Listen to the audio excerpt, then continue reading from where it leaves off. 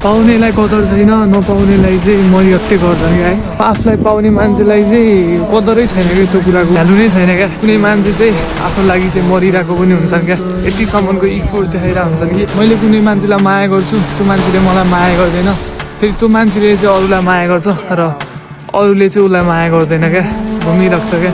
एकले अर्काले अर्कालाई नै माया गरेर हुन्छ क्या। त्यो मायाको कुरा चाहिँ बुझ्न एकदमै गाह्रो छ जस्तो लाग्छ। अनि जो यो मायाको चक्करमा पर्छ त्यसको जिन्दगी चाहिँ नर्कै हुन्छ जस्तो लाग्छ। त्यो एउटा फिलिङ्सले चाहिँ मान्छेलाई मारिदिन्छ क्या, कस्तो मारिदिन्छ।